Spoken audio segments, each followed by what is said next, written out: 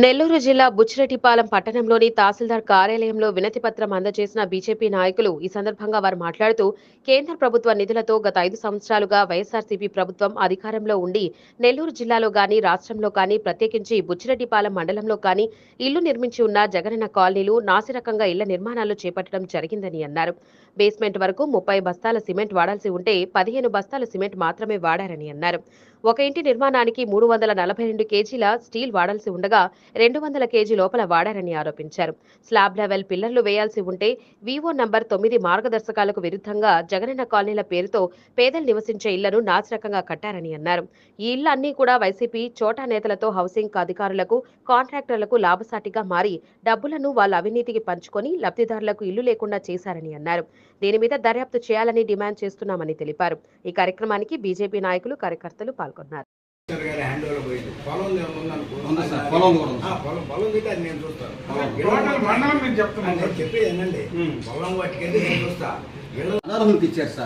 నిరుపేద కుటుంబానికి వస్తే మీకు ఒక బెడ్ ఉంటే ఇవ్వన్నారు, కారు ఉంటే ఇవ్వన్నారు. 3 అంతస్తులు మిద్దున్న బుచ్చిరెడ్డిపాలెం తహసీల్దార్ కాలంలో ఫ్లాట్లు ఇచ్చారు సార్.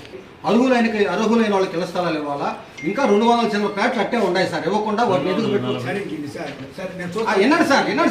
సార్, మా వాదన వినండి. ముందు మా వాదన వింటే కదా మేము మా బాధ వినాలి కదా. మీరు చూస్తామంటే ఎట్లా మీకు అర్థం అవ్వాలి కదా. దాని మీద కూడా ఎంక్వైరీ. కేంద్ర ప్రభుత్వ నిధులతో గత 5 సంవత్సరాలుగా వైఎస్ఆర్సీపీ అధికారంలో ఉండి రాష్ట్రం మొత్తం మీద కానీ, నెల్లూరు జిల్లాలో కానీ, ప్రత్యేకించి బుచ్చి మండలంలో కానీ నిర్మించిన జగనన్న కాలనీలు అంటే పేదలకు ఇల్లు నాసిరకంగా నిర్మాణం జరగడం జరిగింది. బేస్మెంట్ లెవెల్ వరకు 30 బస్తాల సిమెంట్ వాడాల్సి ఉంటే ఎక్కడ కూడా 15 బస్తాలకు మించి సిమెంట్ వాడలేదు. స్టీలు 342 కేజీల స్టీలు ప్రతి ఇంటికి వినియోగించాల్సి ఉంటే 200 కేజీల లోపు మాత్రమే ఆ స్టీల్ వాడటం జరిగింది.